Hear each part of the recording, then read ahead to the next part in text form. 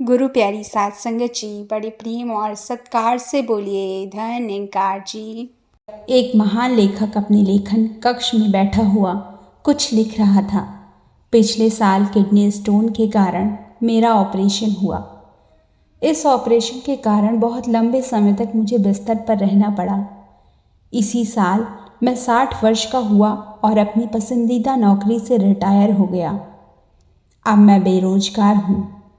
इसी साल मुझे अपने पिता की मृत्यु का दुख भी झेलना पड़ा और इसी साल कार एक्सीडेंट हो जाने के कारण मेरा बेटा मेडिकल की परीक्षा में फेल हो गया, क्योंकि उसे बहुत दिनों तक अस्पताल में रहना पड़ा। कार की टूट फूट का नुकसान अलग हुआ। अंत में लेखक ने लिखा, यह बहुत ही बुरा साल था। जब लेखक की पत्नी लेखक के कक्ष में आई तो उसने उसे देखा कि उसका पति बहुत दुखी लग रहा है और अपने ही विचारों में खोया हुआ है। अपने पति की कुर्सी के पीछे खड़े होकर उसने देखा और पढ़ा कि वह क्या लिख रहा था। वह चुपचाप कक्ष से बाहर गई और थोड़ी देर बाद एक दूसरे कागज के साथ वापस लौटी और वह कागज उसने अपने पति के लिखे हुए कागज के बगल में रख दिया। लेखक ने पत्नी के द्वारा रखे कागज को देखा और उसे पढ़ना शुरू कर दिया। पिछले साल आखिर मुझे उस किडनी स्टोन से छुटकारा मिल गया, जिसके कारण मैं कई सालों से दर्द से परेशान था।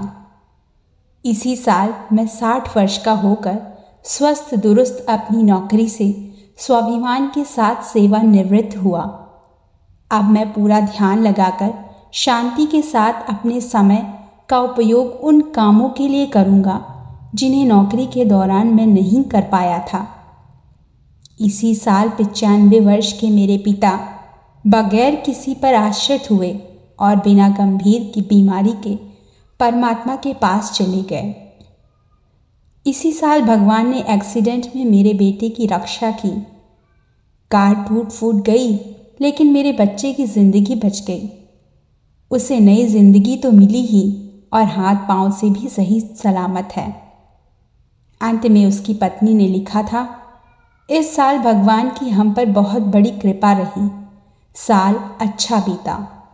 साध संगत जी, कहने का भाव, मानव जीवन में प्रत्येक मनुष्य के समक्ष अनेक परिस्थितियां आती हैं।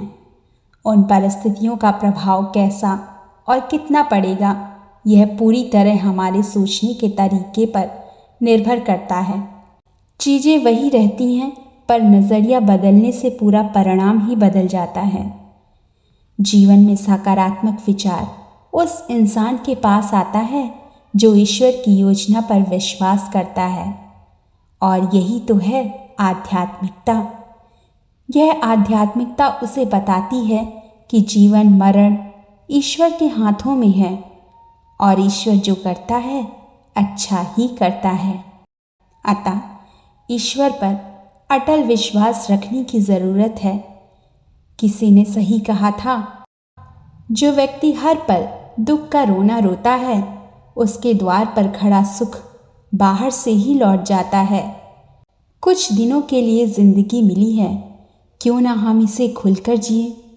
दुखों के बावजूद चेहरे पर मुस्कान लाएं, बच्चों के साथ मस्ती करें, किसी चुटकुले पर जोर से ठहाका लगाकर हंसें, गिले शिकवे भुला दें। रोज दिन प्रभु को सुख दुख दोनों के लिए धन्यवाद दें। वक्त सभी को मिलता है जिंदगी बदलने के लिए, पर दोबारा जिंदगी नहीं मिलती है वक्त बदलने के लिए। बस केवल एक बार तो मिली है ये जिंदगी, फिर क्यों हम इसे खुलकर ना जिए। क्योंकि जिंदगी एक सफ़र है सुहाना, यहाँ कल क्या हो किसने जाना। एक खुशहाल जीवन के लिए इससे बेहतर आध्यात्मिकता और क्या हो सकती है। एक खुशहाल जीवन के लिए इससे बेहतर आध्यात्मिकता और क्या हो सकती है। गुरु प्यारी साध संगत जी, बड़े प्रेम और सत्कार से बोलिए धन निंकार जी।